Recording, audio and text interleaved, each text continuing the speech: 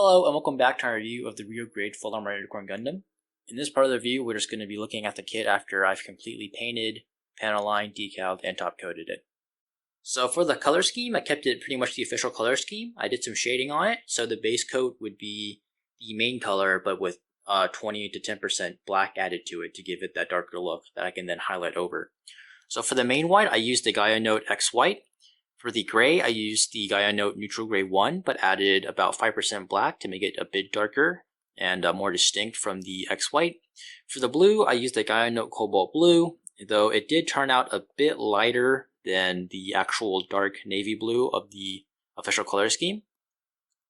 And for the inner frame, I used the Gaia Note Gunmetal, along with a bit, and for these details, like these silver cylinders, I used the Aclad 2 Chrome Silver. So for the beam magnum, I did two types of gunmetal, the Gaia Note one as well as the Aclad gunmetal. As you can see, the gunmetal for the Aclad is a lot darker, and I kind of wish I also did the tip in the same color, but overall, I like the color scheme. The two shades of gunmetal really make it work. Here's just a quick look at the shield, which is pretty standard. Didn't change the colors at all. The inside is again a mix of the two gunmetals. And the outside is just the Gaia Note X White. And here's just a quick spin around for the fans of the unicorn mode. And after a beautiful CGI transformation sequence, here he is in destroy mode. I have to say the paint job didn't really hinder the transformation as much as I thought it did. The only real thing it affected was here in the arms. It was a bit stiffer and harder to pull out, but I think the paint job overall helps the transformation by making it even more sturdy than it actually was before. So here he is next to an out-of-the-box rear grade Unicorn Gundam with the red psycho frame, just for a before and after effect. And here he is next to his edgy brother, the rear grade Banshee Nord. Unfortunately, I don't have the rear grade Phoenix, so you'll have to settle for something a little more perfect.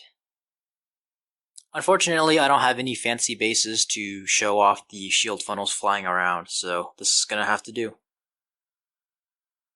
So here are the Gatling guns. Again, I used the two shades of gunmetal, and I have to say, while they do look pretty good, getting all these decals on there is a real test of patience.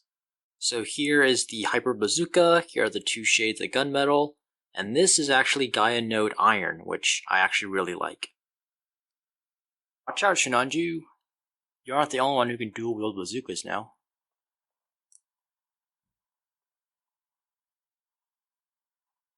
Here is the mini grenade launcher.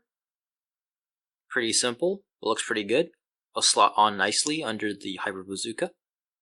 So here are the missile pods, which you attach onto the side of the bazookas.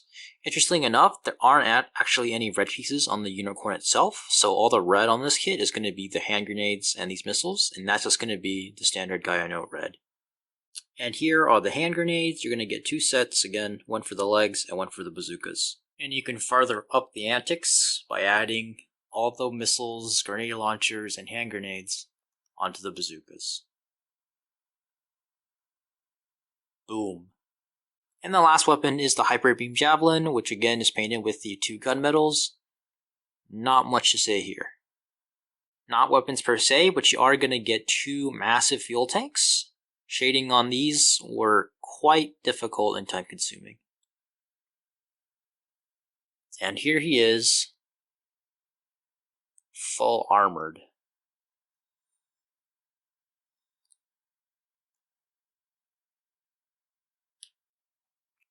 And it can pose a bit more dynamically on an action base.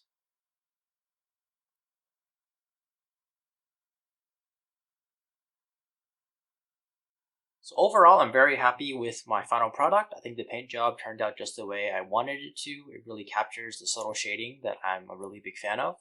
I did mess up a few decals here and there, but none of them are too visible. I don't think it really takes away with the overall kit.